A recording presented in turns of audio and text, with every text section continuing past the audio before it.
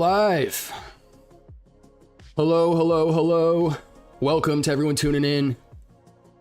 We are live for our first ever episode on the channel, episode 203. Believe it or not, that's our first live one, but gonna give it a few minutes, let some people trickle in here. But today's topic is gonna be talking about the VeVe-verse. So as always, grab a drink and grab a snack. And in the meantime, actually, why don't we do this? While some people are trickling in, I'm gonna head over to the VeVe Twitter page. We'll see what's been happening lately. Although, why isn't it showing? Oh.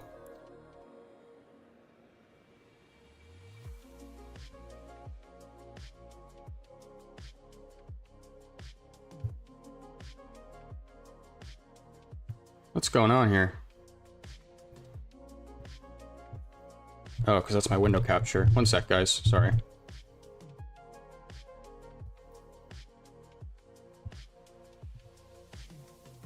There we go. Hey, we got evolved in the chat. Ayo. What's going on, man? Appreciate it. Yeah, I didn't have too much time to put together a full episode in terms of editing and stuff, so I thought I'd just go live instead of pushing it back. So we will see how this goes.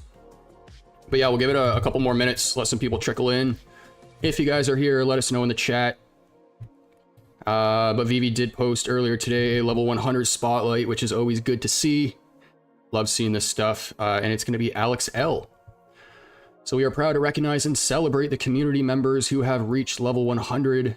Your ongoing support for the VeVe community is always an inspiration. Your kindness and attitude show the true values of a collector at heart. The entire team is grateful for all you do. Thank you. So, what does he say here? Collector insight. Avoid the non-constructive commenters on social media and simply enjoy your own collecting experience without the expectation of immediate gains. Although money is involved, this journey can still be an enjoyable hobby. His VeVe birthday was on August 25th, 2021. He became a level 100 collector in just under 3 years. So it took a little while. Most prized collectibles, he's got the gold and silver logo with a secret rare MC #1. There you go. First collectible was a Marvel's #1. Trying to think of that. I think that was like one of the first top 20 comics on VeVe. First 20, I think. It's got the Flaming Man on the front, I think. And then the drop wish list, completing House of X and Power of X comic series. I love the art style on those covers too, so I agree with that. But yeah, I thought this was funny. He says, thank you guys. I appreciate the kind comments and the shout out. You can't see this, but you guys are making me blush, which is not my usual lunch routine. That's awesome. But yeah, so they posted that. And then I think the only other thing that's kind of been happening is we had the first appearance of Wolverine's Bone Claws get announced. So that's going to be dropping on the 27th. And then we had the Deadpool and Spider-Man comic drop, as well as the, where is it here, stamp collection. So if you guys went for the drops, let me know in the chat how'd you do. I'm a big fan of this series. But yeah, that is all the recent stuff. So let's hop over into the episode, shall we? We got Poppy in the chat. Welcome. All right, so you guys should see that on screen. I just realized my YouTube subscriber count at the top is wrong, so I'm just gonna take that away. Yeah, there we go. But yeah, we're gonna be walking through several points today why I think the team should be offering VeVe-verse exclusive collectibles in the future.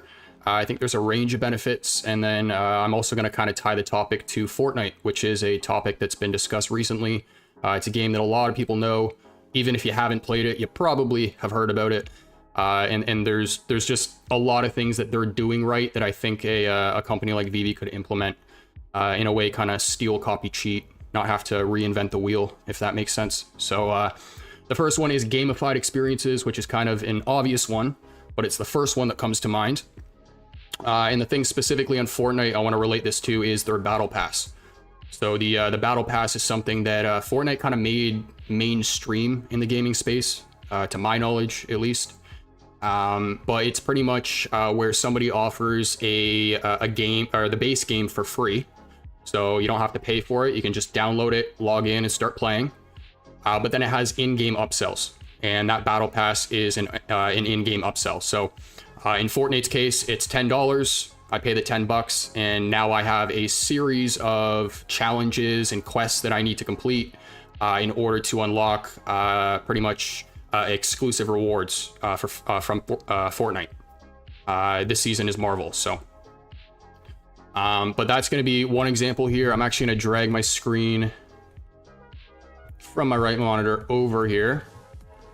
And I'll show you guys exactly what I'm talking about, which is right here. So let me actually turn the volume off for that. And let me know if the audio is okay, guys. But this is the Battle Pass reward, okay? So inside of the game, this is, I don't want to say the main reason, but it's a big one for why a lot of people kind of re-log in every single day and continue to play.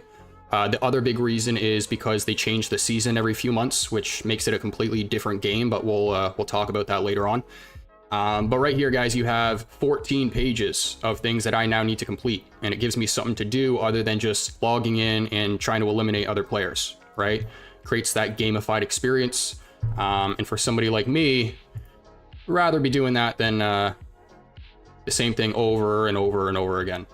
So this is one example right here. Now, what's interesting about it too is it increases user engagement, because I'm somebody who wants actually the skin on page number 14 here, which is another Black Panther. But let's say, for example, I don't like any of the other skins in the entire Battle Pass. I still need to get to level, what is it, 94 in order to get this skin, which means that I need to play the game in order to do that, right? So that's going to increase engagement. Love the idea. Let's go, Evolved. Appreciate it, man. But this would be one example of gamifying it, okay? Another one is if I go to quests right here, they have something called Fortnite mobile app, okay? Which is what they just launched. It's only available in Europe from what I understand, but it's in the Android store and the App Store, and it's their mobile application for the full game. If you go in to that mobile application, you start to earn XP, you're gonna now start to earn these exclusive rewards that are only like mobile. Like you can't get them anywhere else, okay? So what that's doing is it's now pushing engagement to the mobile app, right? Another example, and they don't have it going on right now, but they call them the reboot rewards. So what they are is it's just another string of rewards like this, quests, but it involves or requires you to play with another player, and that player has to have less than 2 hours of game time, okay? So what that's doing now is it's targeting new users, right? But through a gamified experience, right? You got to play with your friends. And then if you do that, you unlock the free cosmetics, right? So it's increasing that engagement, if that makes sense, okay? So like Fortnite, where players can earn exclusive cosmetics, VeVe can motivate users to spend more time in the VeVe-verse, exploring new areas and completing quests, right? So you could have certain quests where you have to go to certain areas of the VeVe-verse in order to complete them. That now drives engagement to that certain area. That certain area could be a brand or an IP that they've signed that wants to push some marketing. There's a whole like list, or it's a whole waterfall effect from here, right? But the whole point, gamifying it makes it more fun. Making it more fun gets more people involved, right? And if you guys have any questions, feel free to ask in the chat. That's the benefit of doing this live. You guys can kind of talk with me here.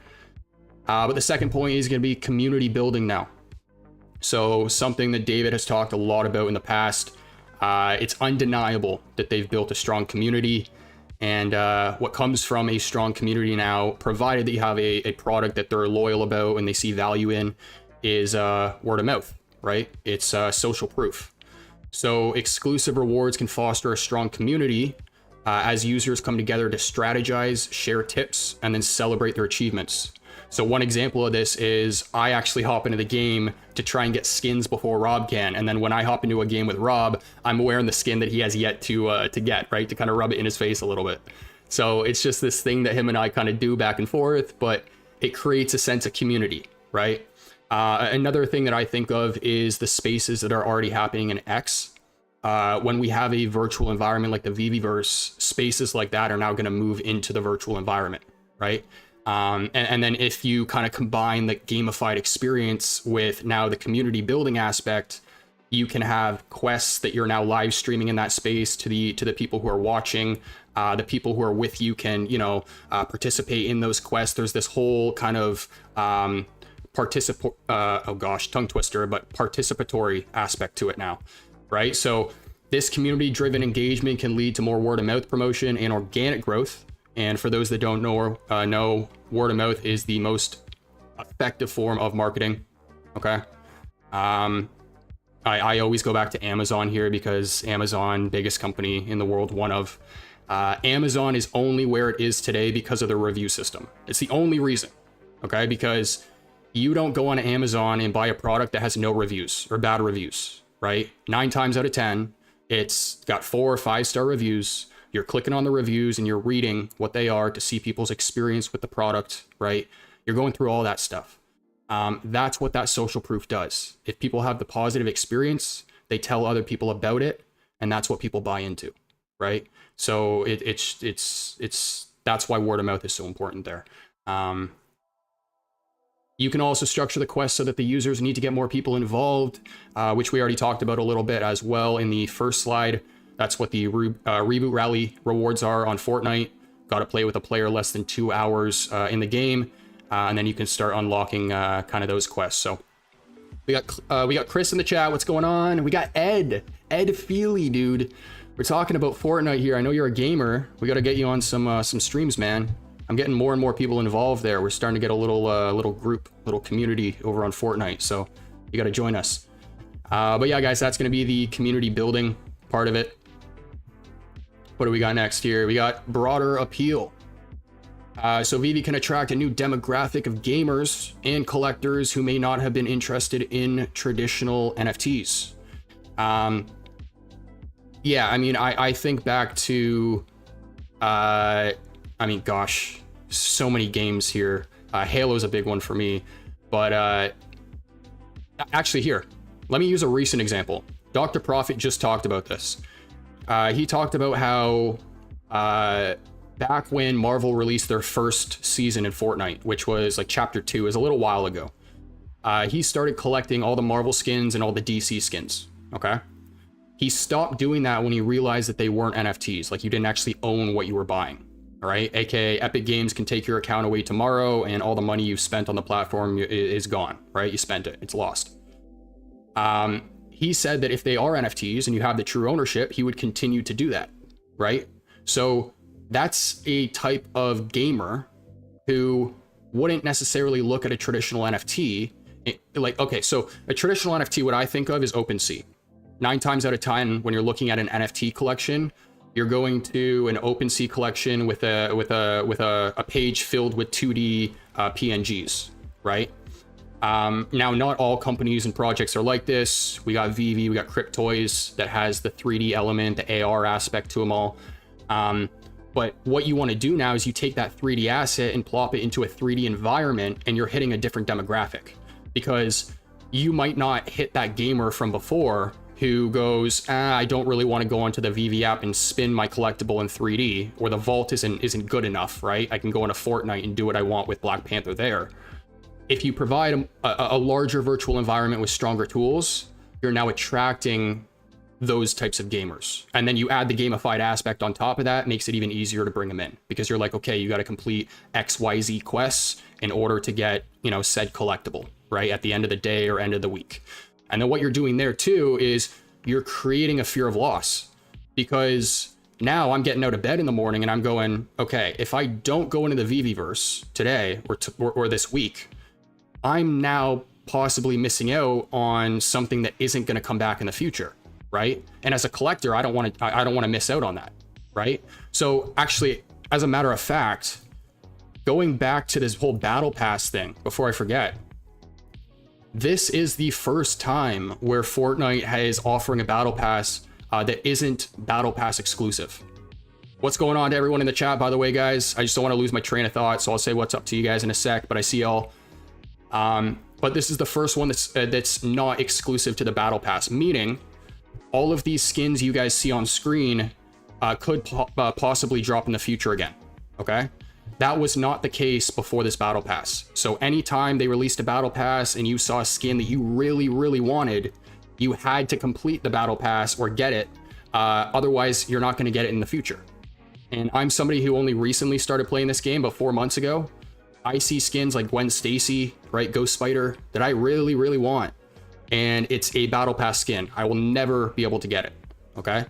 Now, there's a question mark in the air as to why Fortnite's kind of done this. Like, why are they not making them Battle Pass exclusive anymore? But when I think of a company like VeVe, who focuses on NFTs and ownership, this is a fantastic opportunity, right? I'm not necessarily saying fill the shoes of Fortnite, but I'm just saying, if you want to focus on ownership and exclusivity and fear of loss, right? Creating collectibles that people want and that are scarce, then offer it in a Battle Pass or some sort of, or offer them in an environment that's exclusive to that environment, but make sure they don't come back in the future, right? Because that's going to drive engagement further. There isn't that question of, okay, well, if I miss it in this Battle Pass or this time around, I could just get it 7 months down the line when it comes, or when it shows back up, right? And so that actually just happened with me, where Rob sent me a video of a Spider-Man skin that's going to be dropping in the store. I immediately went into my settings. I went over here to my settings and I clicked return purchase. I returned my last purchase, which was a skin that I know is going to come back in the future, just so that I could have the V-Bucks, right, to spend on the skin that I know isn't going to be coming back in the future, if that makes sense, okay? So that kind of scarcity aspect, I think, is really important as well. I don't know exactly how I feel about them not making them Battle Pass exclusive anymore, but when it comes to a platform like VeVe, if they had like a tier progression system like this in the VeVe-verse and all of this stuff was exclusive and I knew it wasn't coming back, I would have that incentive to go, okay, I need these. Like I need to complete the quests, or I need to have enough playtime to pretty much, you know, get whatever's in this this set. All right, what are you guys saying in the chat here? We got Chris. We got my collectibles in the chat. Let's go, man. Appreciate you stopping by. Pooski, what is going on, man? What's up to the fam? I don't know if you guys are all watching, but if you are, hello. We got 𝗕𝗵𝗔. I'm an old man who found Fortnite about 15 months ago and love it. Well, hey man, if you want to get in on the action, let me know. Shoot me a DM over on X. My DMs are open. I can bring you into the group. I also just dropped a map on Fortnite yesterday, I think it was. So I'll show you guys that at the end of the episode. But we got Duck and Cover in the chat. Thanks for stopping by, man. I know it's late where you are. G Money, a bit of Sea of Thieves. I have cosmetics on there that will never come back. If only they were NFTs. Yeah, that's another great example. Another game where you can buy stuff with real money. You don't actually own it. You can lose the account and it's gone, right? Dr. Kinnan made it. Brian, isn't that solved by making drops timed? Meaning they're only live for a month, let's say, and then the rest are burned. Well, I'm talking about collectibles that are VeVe-verse specific, or VeVe-verse exclusives. So if you were to offer something on the app, then people can just go, oh, I'll get it on the app. But if you want to push more engagement to the VeVe-verse, you want to make sure that that collectible is only available via some sort of quest or tier system inside of that virtual environment. Otherwise, you're not going to have people going inside, right? Or it's just adding another way for people, another reason for people to. We got DJ Fong Fong, Black Knight in my bag. Let's go. T-Beast, red and blue. Yes, sir. Yep, new red and blue map. So, I think I'm actually sitting in it right now. Yeah, this is it right here. Island code, little trailer, little sneak peek. There you go. But back to these slides. I think we covered everything here. The crossover appeal can expand the user base. Yes.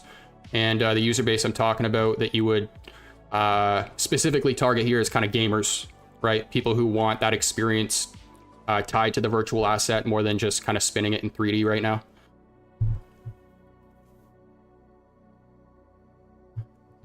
Brian says he missed the beginning part, my bad, and no worries, man. If you have time to watch it back later, feel free to. Locked behind task, Duck says that would be cool. Yeah. Okay, so next up we got cross promotion. So cross promotion is already happening on the app, but it can happen way more inside of the VeVe-verse. I've talked about other platforms like Roblox before, companies like Gucci, 𝗕𝗵𝗵hish heç𝗲𝗵𝗵𝗿, who have built entire experiences inside of those platforms. 𝗕𝗵𝗵hish built an experience where you can kind of customize your own clothing. So that's one example. But VeVe-verse exclusive collectibles could be tied to partnerships with popular brands, creating cross-promotion opportunities. Look at what Fortnite just did with D23. Okay, now that is a fantastic example because VeVe had a booth at D23. So think about this. What if VeVe in the future could provide a one-to-one model of the booth for people who couldn't physically be at the event? Okay, and for anyone who thinks that's far-fetched, it's not, because VeVe was already prepared to do that with Comic-Con about 2 years ago. Okay, in fact, they actually pulled out the day before. That was like a whole storm. So what they were planning on doing, for anyone who wasn't with the community then, they had partnered with Comic-Con to be the, I think it was the main sponsor, and they had built an environment for people to visit via their laptops for those who didn't have who didn't have tickets to the actual event. Okay, so you can do the same thing with something like a D23 event, right? That is cross promotion between Disney and VeVe, right? And then that's just one example for one of the partnerships that VeVe has, right? A larger partnership, so you can do smaller things with artists, right? That would be cool. Ron English, right? And then speaking of him, he's got his old, like, what is it, Delusionville that he's building or built. So yeah, there's tons of opportunity there. For example, special in-game events or collaborations with well-known brands could attract their fan base to the VeVe-verse platform. There you go. What's everyone saying? You guys have any questions? Any points you want to add? Brian says agreed. Something that makes this fun again. Yep. Fun again. That's key there. Again. Because I've said this several times over the past few weeks. I just want to say it again, just in case the team hasn't heard it. There were three ways to have fun on the app when you first started back in season 1. You had the drop experience, vault experience, and then AR experience. Those are the same 3 ways to have fun. So the VeVe-verse is going to add a whole list of things, a whole bunch of points to that list, right? Some of which we're talking about in today's episode. So I think that's everything. I signed to Ron English Facebook page. Man, he's got some cool stuff. Yeah, that guy, he's an interesting man. I found out about him through VeVe, so yeah. Let me take a sip of my coffee here, guys. Give me one sec. All right. What do we got here? Progression system. Okay, so this is going to tie a little bit into the first point we talked about, but a tiered system where users can unlock increasingly rare collectibles as they progress in the VeVe-verse could keep users coming back. Okay, so for anyone who's just tuning in, I will go back to this battle pass real quick, and I will make the point that the skin I want the most in this entire battle pass, out of all 14 pages here, is on the very last page. Okay, it is the Black Panther skin. Okay, so what this means is that I need to complete the entire battle pass, even if I don't want any of the other skins, in order to get the one skin I want, right? Drives engagement, and then has to do with this whole progression system. Now, what's also interesting, where's the tab here, is I think the battle pass only used to go to level 100. So as you guys can see here, we have bonus rewards and we have quest rewards. So these are additional ways to earn even more things in the game, but they have it set up in a way where psychologically you look at it and you go, oh, these are more ways. But in reality, it's just an extension of the battle pass. It's just the battle pass, but they have like additional categories here that make it look like there's way more. What they could have done is, you have 14 pages here. These next set of bonus quests are another 100 ranks. So this could have just been 28 pages, But again, from a psychological standpoint, you look at that and you go, oh, damn, that's 28 pages I need to fill out. That's 28 pages I need to complete, right? So they're breaking it down. They're compartmentalizing it. That's what they're doing. You complete the 14, you're like, okay, I've completed the first part. Now, if I want to keep going, I go on to the bonus rewards, right? Another 100 tiers. I've completed that. I still have things I can do, right? The game isn't getting boring. I haven't run out of things to do, right? I can keep going and get these quest rewards, right? So it's just gamifying the entire experience. Another way that they're kind of keeping it going too is that they have this Dr. Doom skin here that they're kind of building the hype for. So it says coming soon, 14 days, right? They did the same thing last battle pass with Magneto, where we had to wait like 30 days or something like that. And me and Rob are in the game being like, God damn it, I want the skin already, right? But it's stuff like this that brings you back. Let's get back. Progression system. Yeah, perfect. Okay. Think we covered everything there. This system rewards long-term participation. So with respect to me getting that last skin in the battle pass, I gotta play, right? I gotta rank up 95 levels. That's not just 1 or 2 games. I gotta put some time in, right? So long-term, it rewards long-term participation, and it gives users a reason to stay engaged. The other thing I'll add there, and I actually think it's part of another point, so maybe not too much, but what you're doing is the pieces that are harder to get later on in the battle pass become more scarce. Okay, so we'll talk about that later on as well. What do we got here?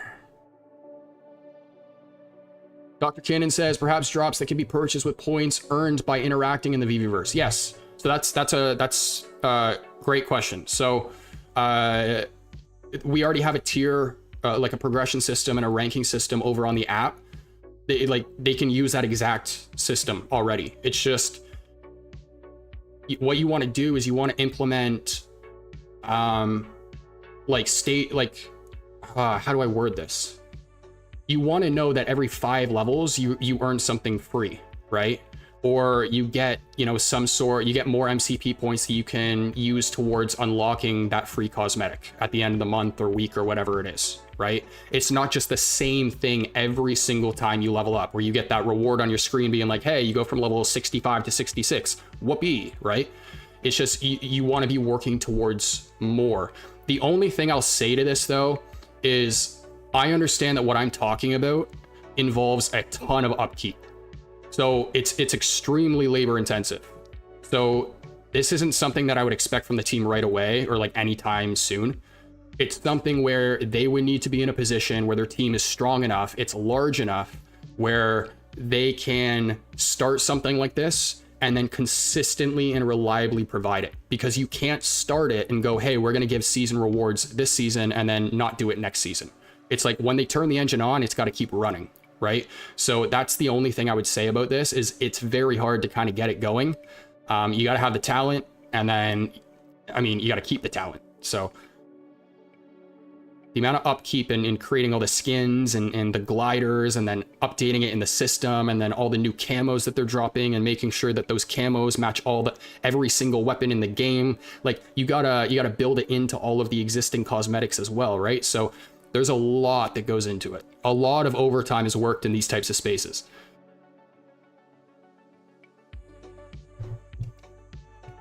What do we got here? Ed Feely says keeping people engaged in the app. VeVe-verse. The VeVe-verse is also going to be an app, by the way, guys. It's the 3rd app. If you didn't know, it's in their terms and conditions. We got the VeVe Comics app, the VeVe Collectibles app, and then we're going to have the VeVe-verse app, which I'm assuming is what the beta testers are using anyways. Laval says, Ayo, had to come to YouTube and say hi. I take it you were on X before. Choo choo. What's good, fam? What's good, man? Omar, what's up? Brian says, yep, agreed. The current tier and ranking system doesn't offer any hype. Yeah.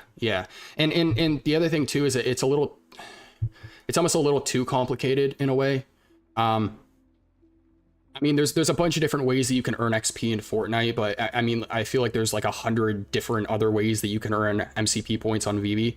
I've said it before. I'm like, you got to be somebody who's really interested and invested in the MCP program to actually remember everything. Like, if you want to, you will, but if you don't care enough, you won't. And when it comes to MCP, it's like, okay, you have two different sides for collectibles and comics.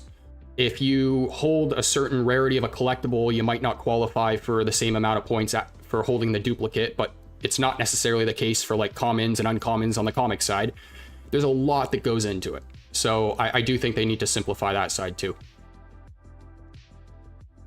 Duck says, even before VVVerse, they could do level exclusive drops now. That is true too. That would be interesting. Yeah, you got to be a certain level to qualify for the drop. Similar to kind of bidding the MCP points, like the 1 million, right? You got to have 1 million in order to go for the drop. Yeah, I really like that idea actually. Dutch Homie says, hey, what up? DJ Fong Fong says, do you think Fortnite skins will turn into NFT collectibles? It's really, really hard to say that one. From my understanding, the CEO of Fortnite has said that NFTs will never be on Fortnite. So just based off that sentence, I would say probably not. But I mean, you never know. CEOs come and go. So, all right, what do we got next? Season events. So I talked about that point where there's a ton of upkeep in the space. Season events are, I mean, it's another example of, yeah, you need, it's labor intensive. Like Fortnite every 3 months changes the season, right? And the biggest benefit to that is you're now playing a different game, right? So it's not the same game as it was 24 hours before. It's a new experience, new map, new weapons, bunch of new stuff, right? And that brings back users, increases user engagement. I mean, I saw live streams with 80 to 100,000 people in them, right? You hop from one and then you go to another and you see 30,000 and 60,000. It's like, you got content creators promoting your platform. That's cross promotion right there. And it has to do with the seasonal event, which makes the platform fun again. It's like this waterfall effect again, right? Tons of upkeep, lots to go into this. But if they could pull it off, I think it would be extremely beneficial for the space. VeVe could introduce timed, limited events where users can earn exclusive collectibles, keeping the platform fresh and exciting. And this also provides a recurring reason for users to return to the VVVerse, because it's not, there isn't that question in the air of, well, let me put it this way. There isn't the expectation that if you log in 6 months later, it's the same game, right? You log in 6 months later, you expect a different experience.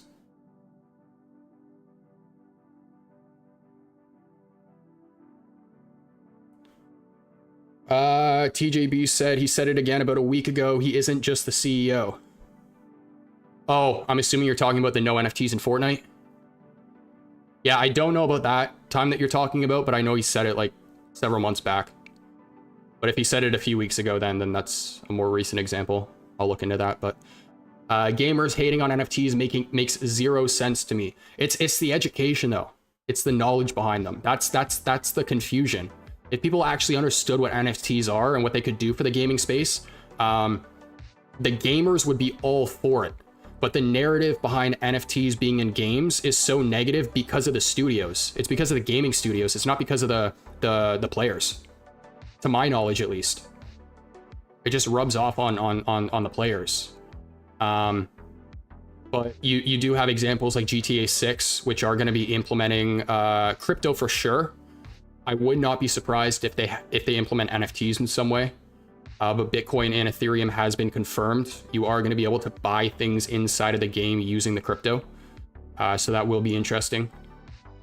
And that will incentivize other studios to do it too, because Rockstar and GTA, they're at the top. They're at the top, so.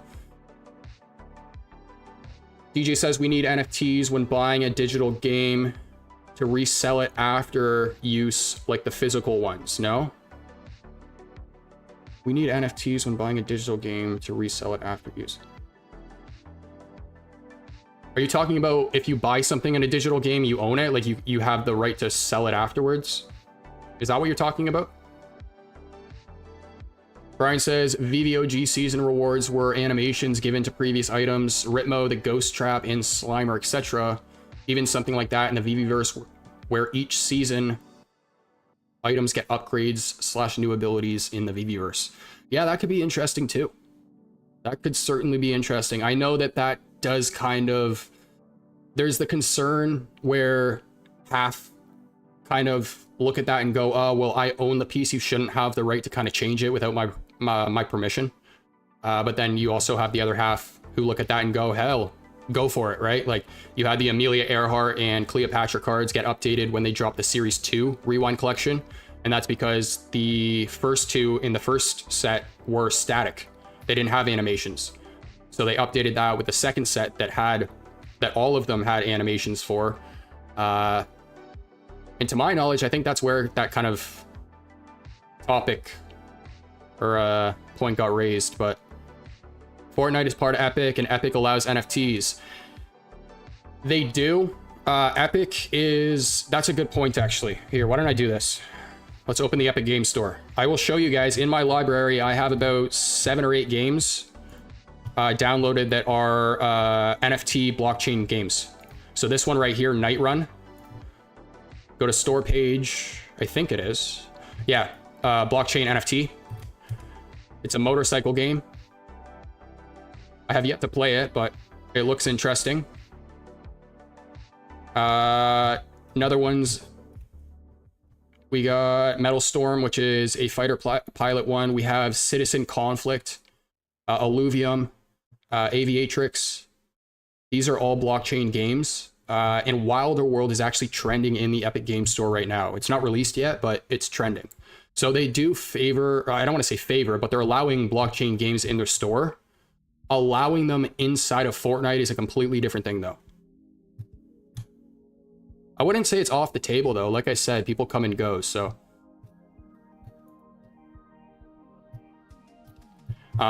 with respect to them kind of creating the battle passes where you don't have the exclusive skins now, NFTs would open an opportunity there. Because what they want to do, their explanation behind that was, we want to give new users an opportunity to get the skins. You know what? No, I'm not going to say what I was going to say. It doesn't actually make sense. I do know that they don't want a secondary market, though, too. Which NFTs would create for Fortnite. Because that creates a whole bunch of regulatory issues for the game, and they would have to tackle all that. But GTA 6 with crypto, it would be crazy. 100% it would. When you buy something, you own it. Why is it different with digital games?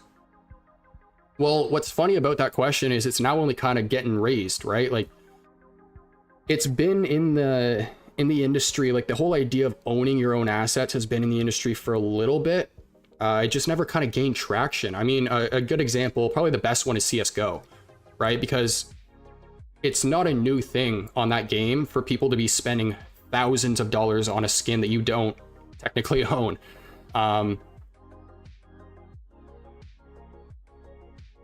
Just reading the comments here, guys. I truly believe GTA 6 will have its own real economy that users can create jobs within.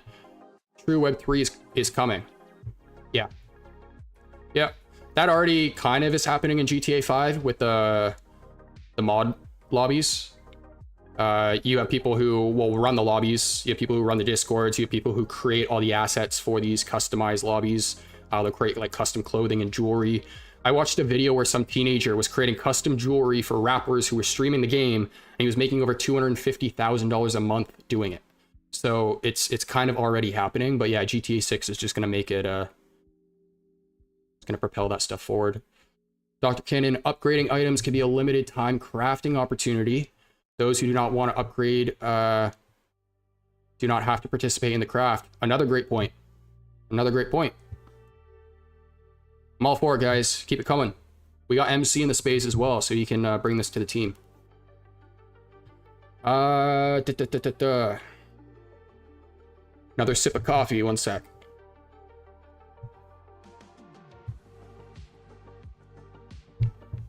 All right, VeVe could introduce time-limited events where users can earn exclusive collectibles, keeping the platform fresh and exciting. Yeah, we already talked about all this. All right, quick one. Behavior insights.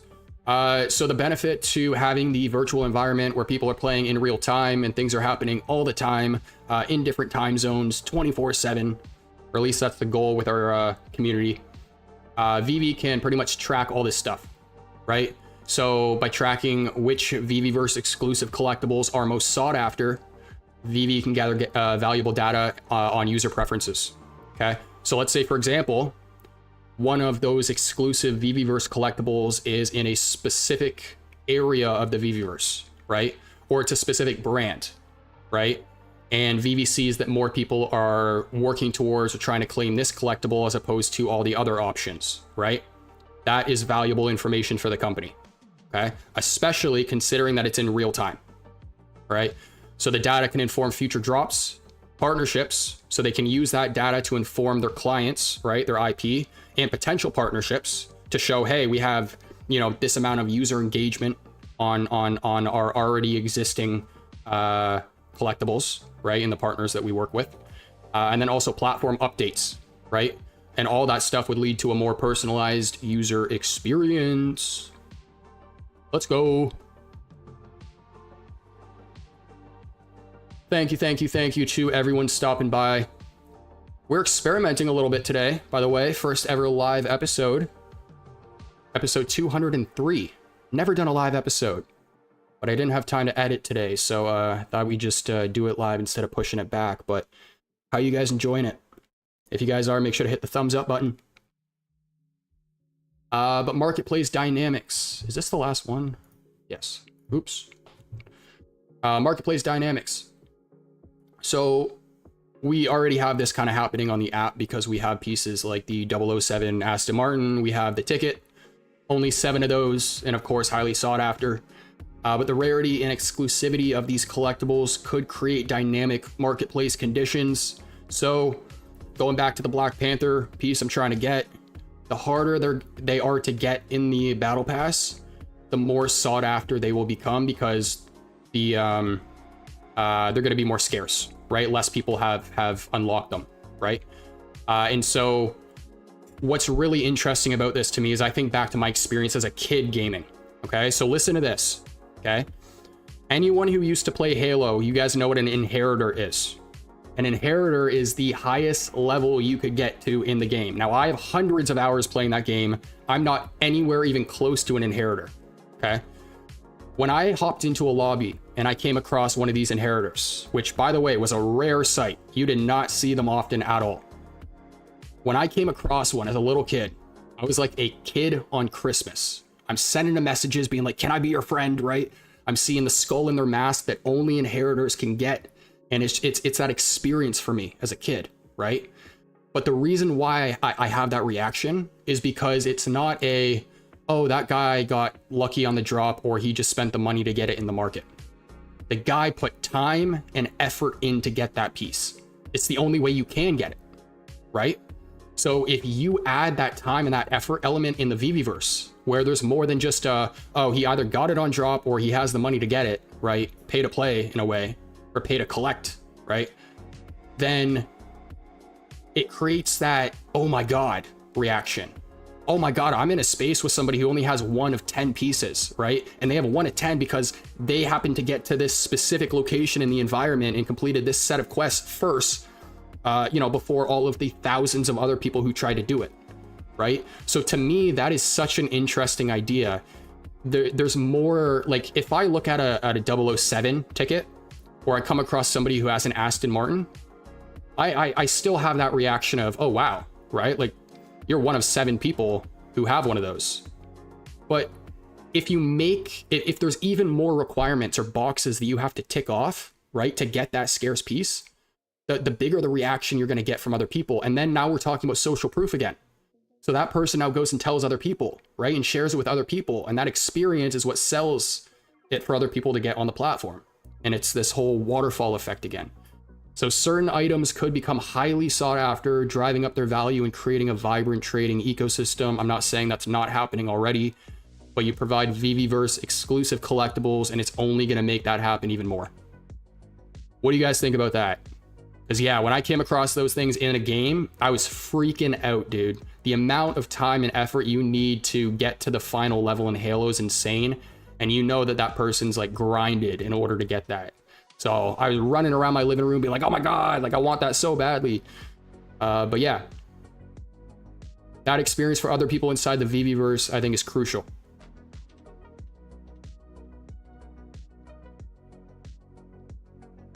DJ says, well done with the live. Your voice is perfect. Appreciate that, man. Wow, I don't even know what to say to that. Thank you. Duck says, yo, what's the biscotti collectible? Oh, good point, dude. Is that not part of the Tokidoki set? Or is this... Wait, is this a collectible that hasn't dropped yet? Let me move this, my bad. This down here for a sec. Or let me just get rid of it. One sec. Group. Yeah, is that a new collectible, guys?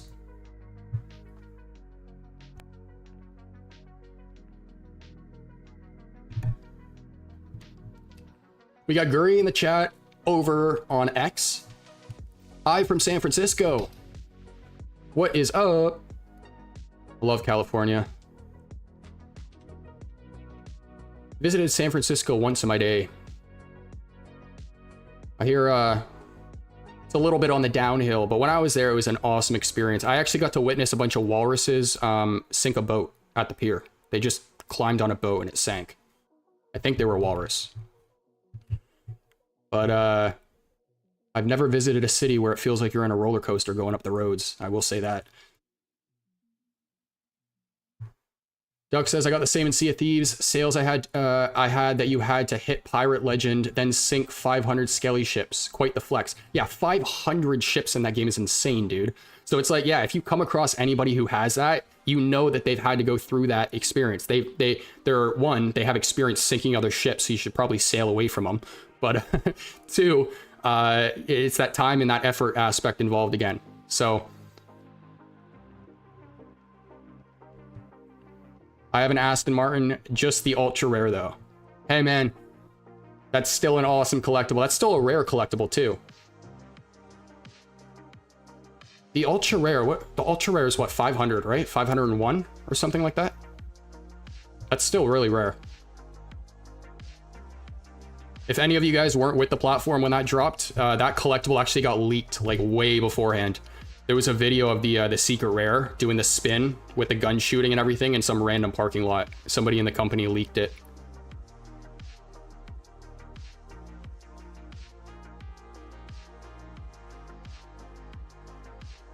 Barry says, what's up, fam? Brian, if you remember a game called Dead Rising, staying alive for 7 in-game days was an all-time achievement back then, incentivizing.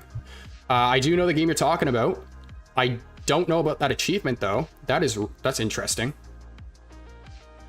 7 in-game days. Okay. So not 24 hours, of course, but yeah, it's gamified experiences like that that make people like grind, you know?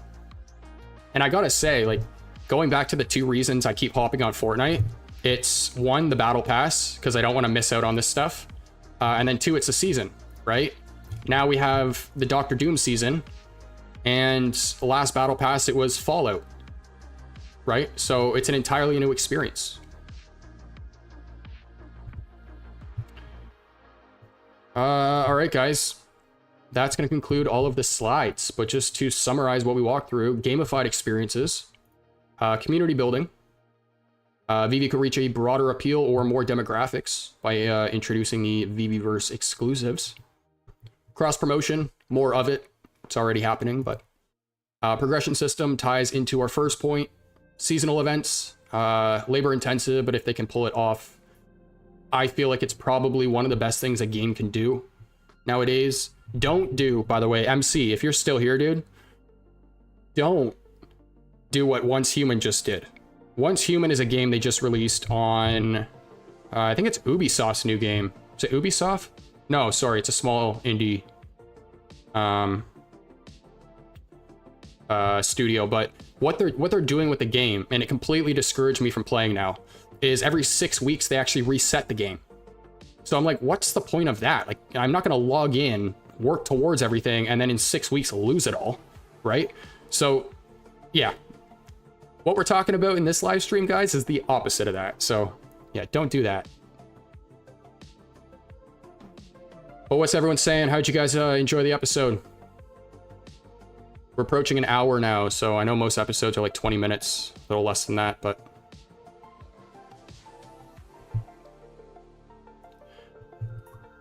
Oops, I had my chat frozen. I didn't realize you guys were commenting. Duck says, I'm the Tokidoki guy. We don't have that yet. Yeah, that's a good point.